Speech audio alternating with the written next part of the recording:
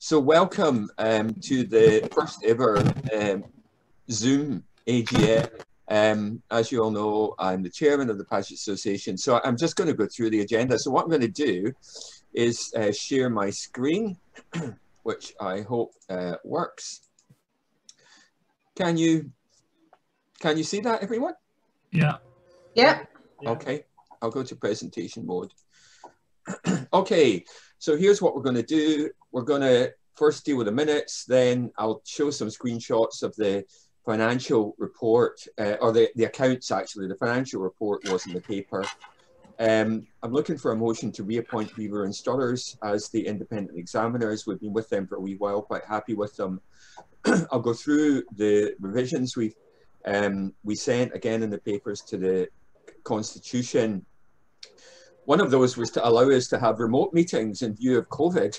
And we were a bit worried that we might need to have a face-to-face meeting because that is in our Constitution. But the Charity Commission issued guidance just not that long ago, actually, to say that it was permissible to do this under the circumstances, so long as we mentioned it, which we will.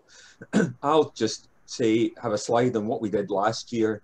I'll then hand over to Diana, who will report what we've been doing this year. We'll then go on to election of the trustees, or new trustees of the association, and then any other business. So first of all, approval of the minutes. They were circulated with the papers. The trustees, the existing trustees, had a look at the minutes from 2019. That was in Nottingham, and we thought they were an accurate record. And in the papers, we invited people that maybe couldn't make it to vote, and we had 29 votes to say that they were an accurate record, 0 votes against, and 2 abstain. Now, since I'm sharing my screen, I'm going to stop that for a minute. Can we have votes to approve the minutes? You can either put your hand up like that, or if you're good at Zoom, you can put your Zoom hand up. Let's see, I'm counting 1, 2, 3, 4, 5, 6, 7, 8, 9, 10, 11, 12, 13, 14. I think everyone's put their hand up. Thank you. Okay, so back to sharing the screen.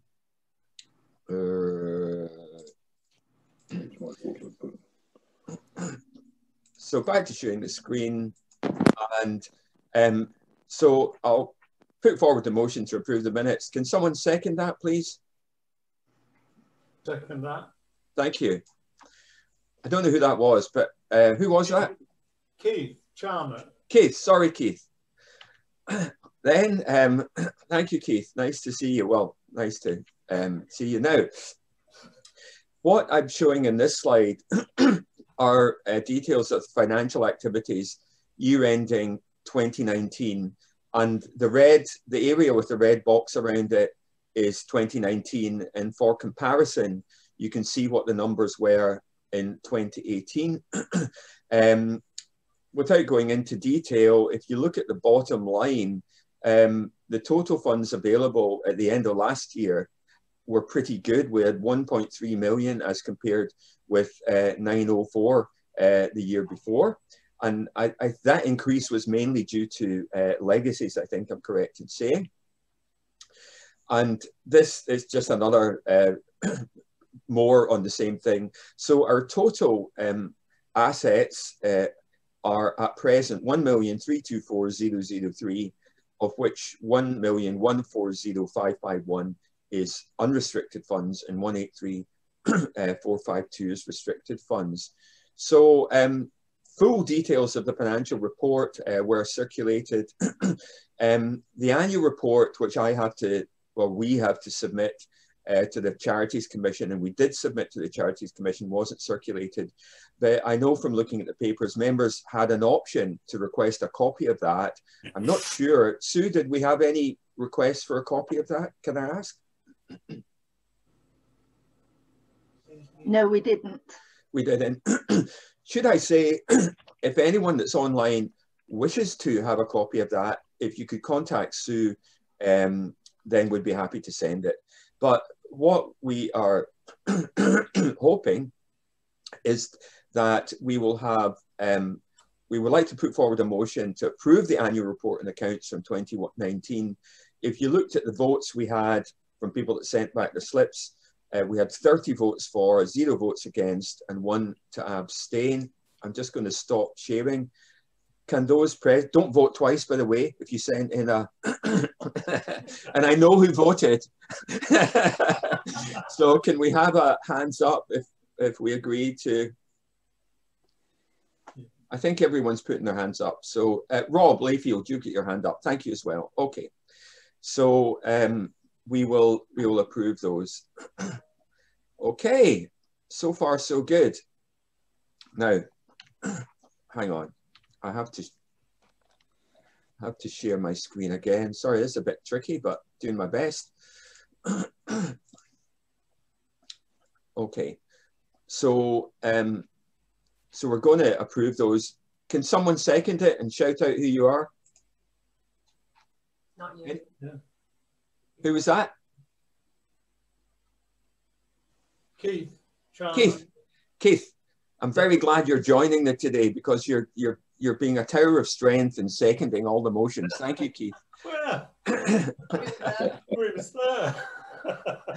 Thank you. Okay, so we'll approve that. Now, although strictly we're looking at the finances in 2019, I thought it would be, because you kind of do these things in retrospect, as it were. We're not completely through 2020. But I thought that people joining the Zoom call may be interested to see what had happened with the impact of COVID. So I put it on a little graph here. So this is in hundreds of thousands. So, and it's an investment. So this is managed by a company called Tilney, who are a kind of investment company. So at the end of 2018, we had 568,000 in investments. And by the end of 2019, that had increased to 686.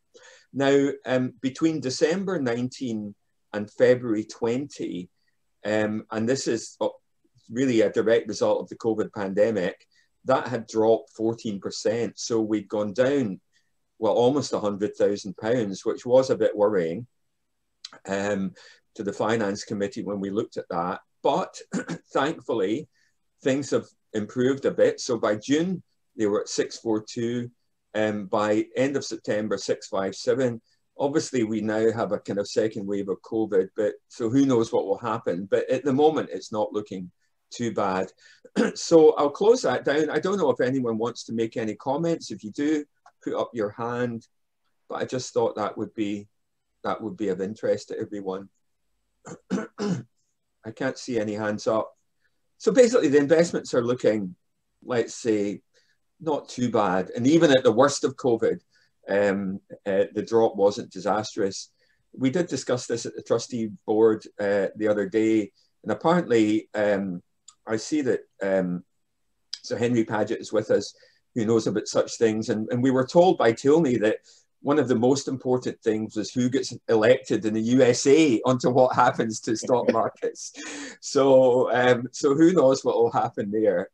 But anyway, we'll just wait and see. But I thought everyone might be interested in that. Okay, so we don't need a vote on that because really it was just a bit of information. So we move on. And as I mentioned at the start, we have Beaver and Struthers, who are our independent financial examiners. We had 30 votes for, 0 votes against, 1 abstain.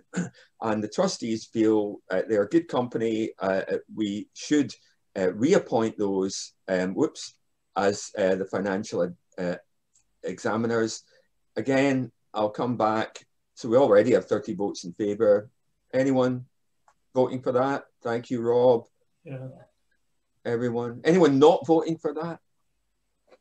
No one not voting. Okay, so we'll record that the members that were present are voting for that. Thank you very much.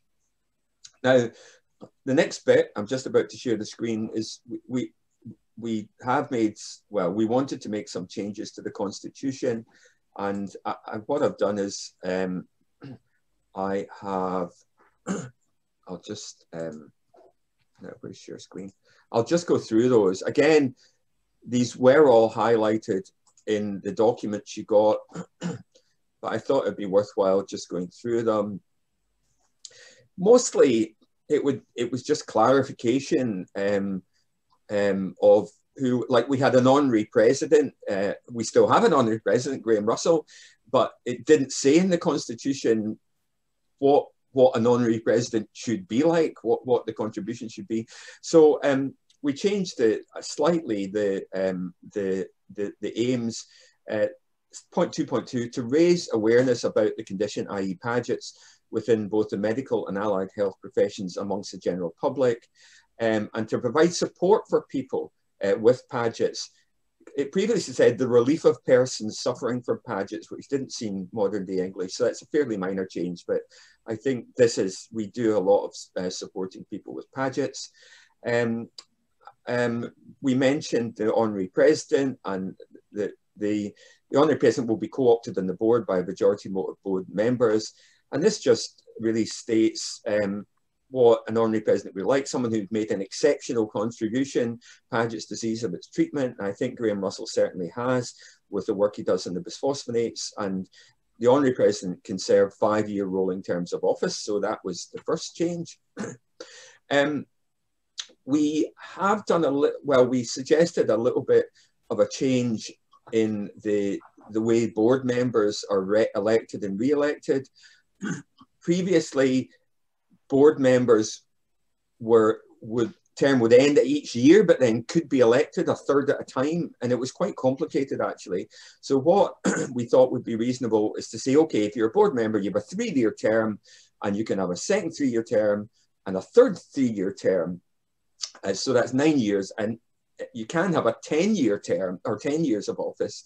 And I've kind of taken that from, this is what happens with government if you're in some of these government advisory bodies, that once you've done 10 years, you should step down. So paragraph 3.3 just outlines that and how the voting should be. And the chair of the board chair should hold office for 5 years until I die, retire, or resign sooner, and the chair is nominated by board members. So that's another one. Patrons, we thought that it would be Sir Henry, who's on the call or the Zoom. As if I can say, Sir Henry, I don't want to embarrass you, but you have been a fantastic patron.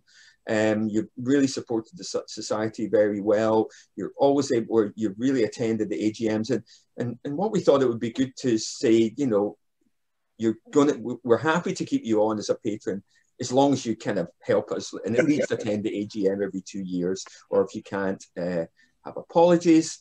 Section 5.2 was just some clear wording. For example, we used professional service done by him, which assumes that the person is a man, which may not be present.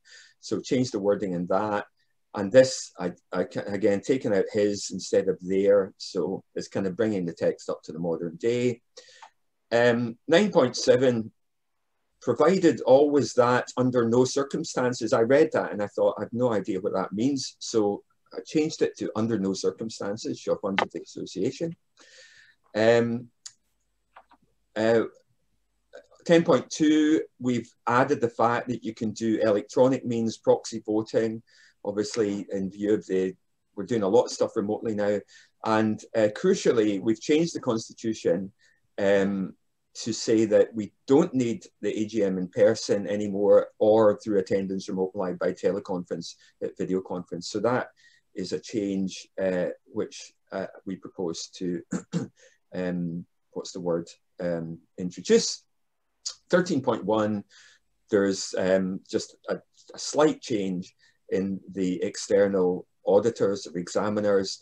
We've deleted this passage since things change all the time with the amount of the income at which you need to have an audit or an independent examination.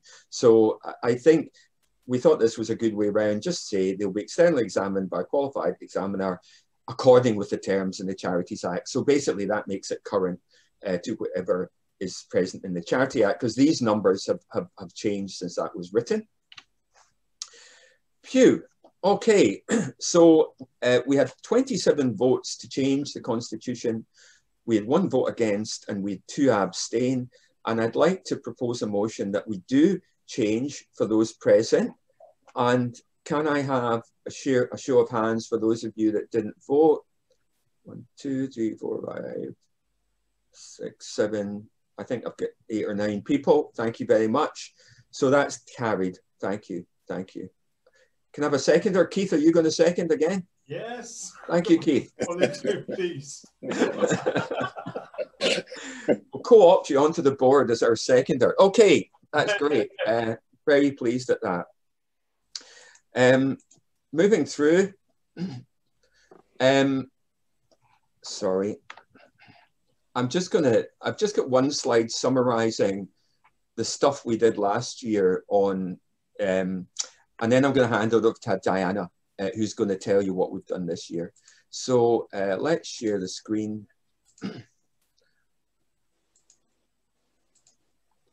Yeah, so we had the first ever International Paget's Disease Awareness Day, January 2019.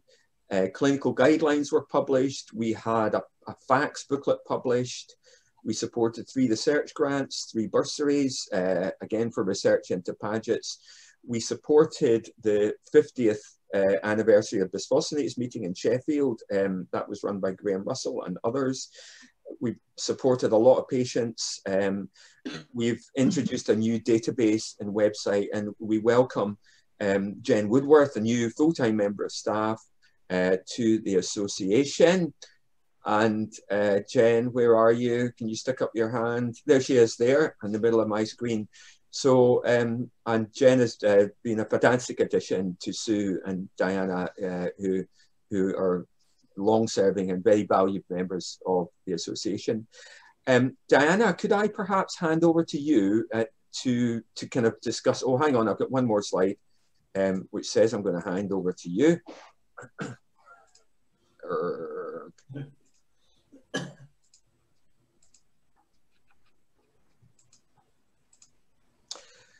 Okay, yeah, so what Diana's going to do, there she is, there's a bit of a grainy picture. That was taken at the AGM in Nottingham, if I'm not mistaken. Yeah.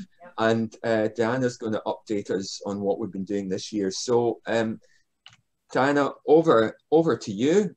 And yeah, thank you.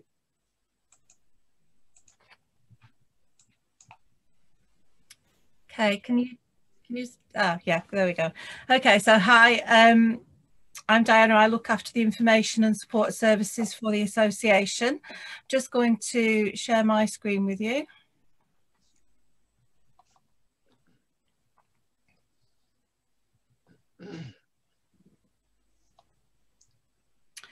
So I'm going to talk about what we've been up to this year, the good, the bad, the plans we've got, and also the unknown as well.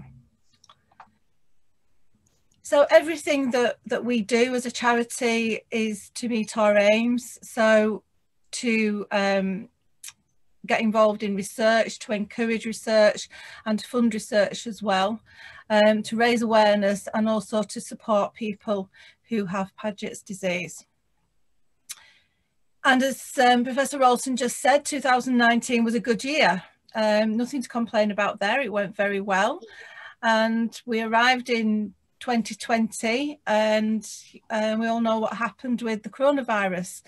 So firstly, I would just like to say that I know I speak to a lot of our members and a lot of people who aren't members, and many people have struggled in different ways this year. So to all those who have been poorly or who have lost loved ones, then our thoughts are with you. We here at the Paget's Association have straight away looked at what we could do to support people through it and done our best to help people as we've gone along. The way we were affected was that our Members' Day in York was postponed until next year. Our Information Day in Southampton was postponed as well. Obviously with no physical meeting for the annual general meeting. I had to cancel support groups in Manchester and Sheffield, and some of the research has been delayed as labs have had to cope with the coronavirus and what that brought. And we didn't do our bursaries and our education award this year either. I normally go up and down the country to exhibitions to give out our information, to talk to people, to do presentations, etc.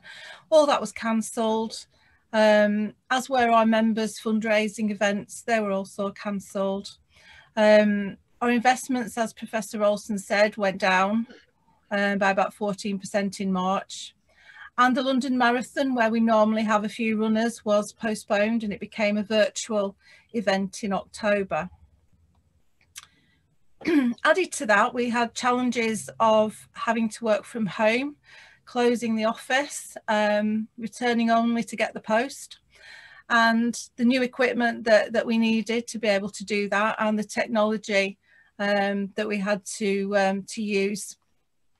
We also had difficulty printing our newsletter and the magazine because our normal printers was closed. So these were all the challenges that we had to deal with, and I think we dealt with them pretty well.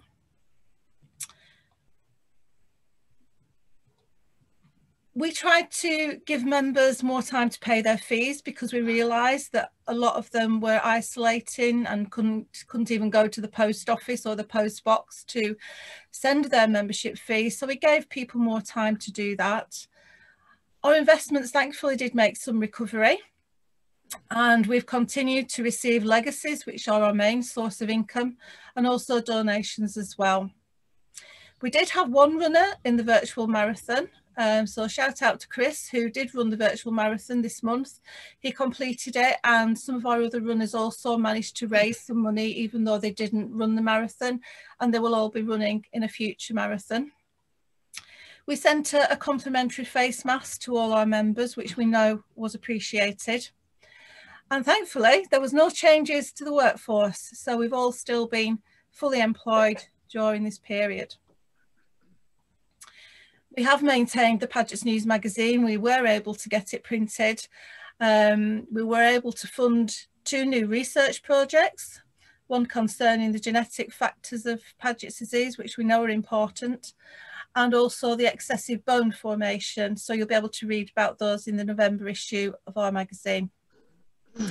We produced a new booklet to promote research, so that it will encourage new researchers to come to us and put proposals to us for new Paget's research. We've also provided extensions to researchers where they needed more time or funds to be able to continue the research we've already funded.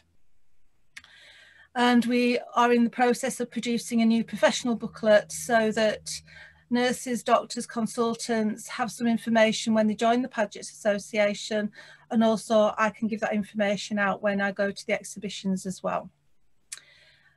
Our second Paget's Awareness Day, which of course was before the lockdown, took place in January this year, and that went ahead completely as planned.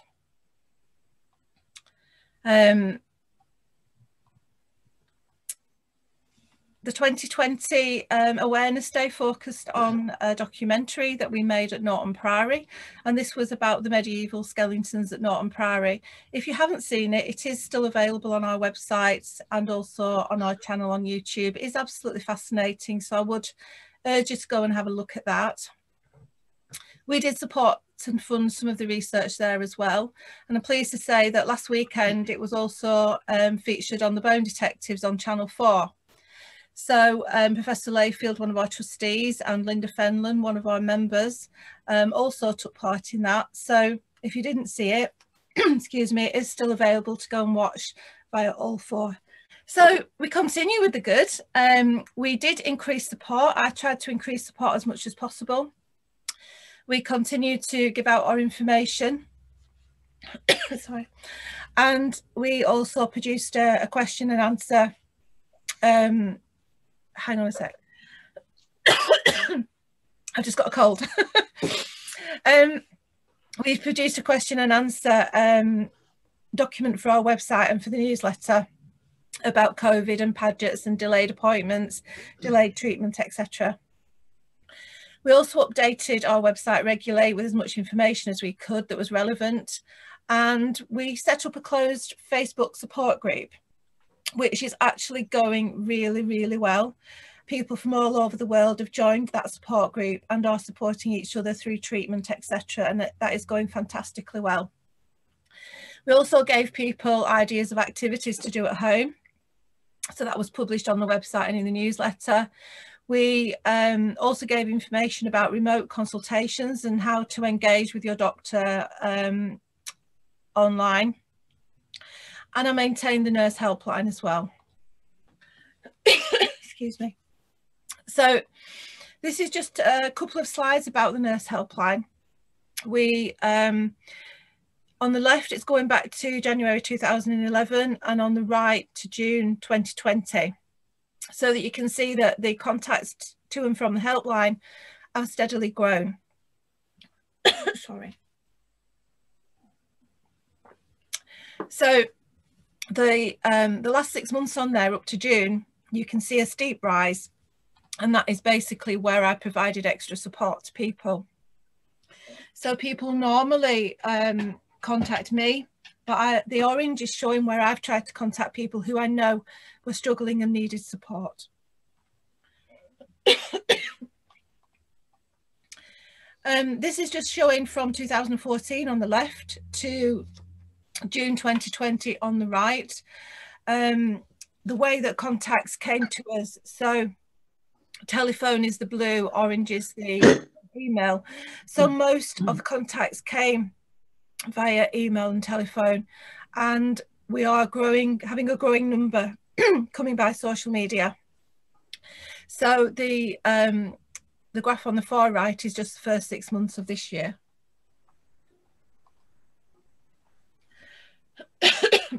This is showing how most of the queries we get come from the UK. However, we do always get inquiries from America, Europe, and places like Canada and Australia as well. We get queries about lots of different things, and most people have queries about many things. So I just tend to jot down the first thing or the main thing that people are calling about. So it could be anything from symptoms to pain, medication, and general support.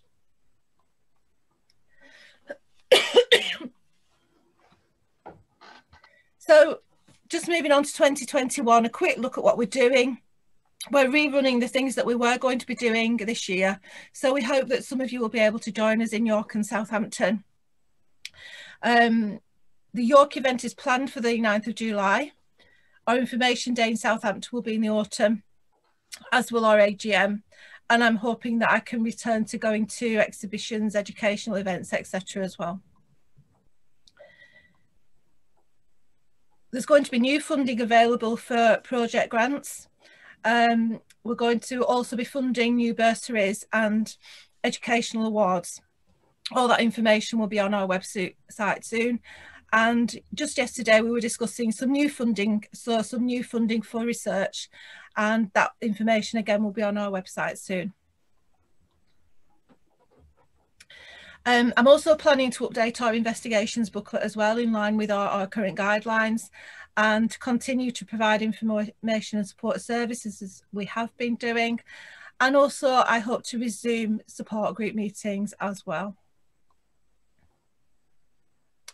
We're also busy at the moment planning our International Paget's Awareness Day for next year.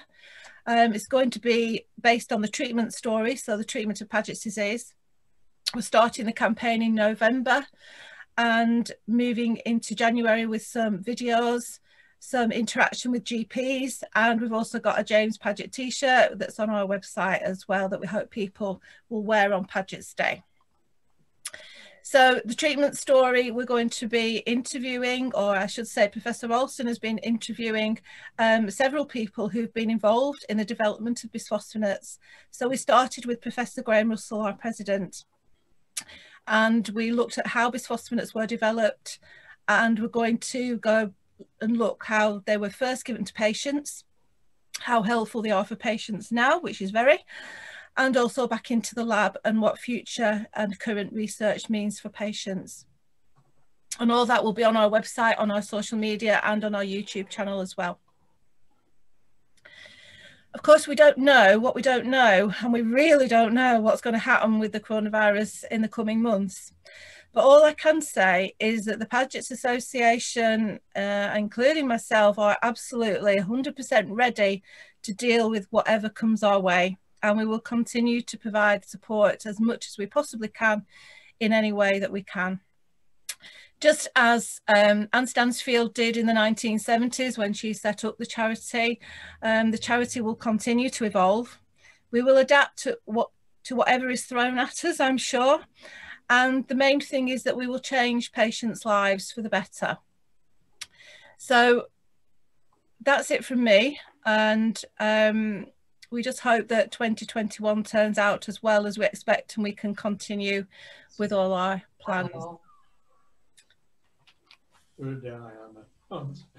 Okay, thanks, Diana. That's brilliant.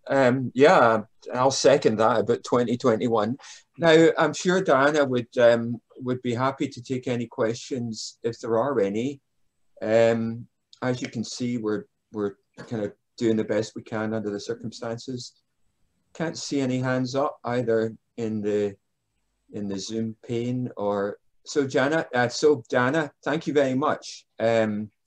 I think that's great to hear all of the stuff that's going on, and we look forward to a better year next year. Okay, I will resume. We're nearly done. Some of you may be glad to know, or so just the last part of the presentation, which is we had several trustees or an election really for new trustees, and I'm just going to show that. So again, these are the results of the vote. Stephen Tuck, who's on the call, has served 9 years, and he was re-elected for a further year, 10th year, 33 votes. And then we had Amanda Sherwood, Kelly Berman, Alan James, and Niall Middleton, each got 32 votes in the election. Janet Strang, who's on the call today, intimated that I think you've done about 9 years or 10 years as well, Janet. Anyway, yeah. And so you decided to step down. Peter Jones also stepped down. I don't think he'd done quite as long, but I think there were other, he had other business things that needed to get down. So just to inform everyone of that, I'll stop the share. So we have 4, well, I think obviously we have votes for the new trustees. Anyone that hasn't voted would like to vote. I don't think you're allowed to vote for yourself, Amanda. Can we vote for Amanda? Any hands up for Amanda? Yeah. Yeah, we have several votes for Amanda. Alan James, better not vote for yourself, Alan. Everyone's hands up for that too. Kelly, you're in the middle next to Alan. Votes for Kelly. I've already voted for Kelly, so don't count me, but everyone's voting for you, Kelly. Stephen Tuck. Yeah, everyone's voting for Stephen. And last but not least, Niall. Hi, Niall. There you go, 2 votes for yourself. Those won't be counted though, but I think everyone else is voting. So, so thanks very much. I just should say to the new trustees, now that you've been elected, we're putting together an information pack for you and trying to organize some general training on like being a trustee. There's various companies or organizations that offer that. In addition, we're hoping to organize kind of a one-to-one session or a more bespoke session for the Paget Association, so you know who's who does what. So basically, this bit's pretty simple. Does anyone have any general questions or any other business? I have one item of other business I'd like to just flag up, but if anyone would wish to raise any other business or any question, please stick your hand up or stick your hand up on the panel. Yes, Diana. I'd just like to welcome the new trustees from all the staff. Very nice to have you on board. We look forward to meeting you. Thank you very much. Thank you very much. So that's it for today. I think thanks for joining the AGM.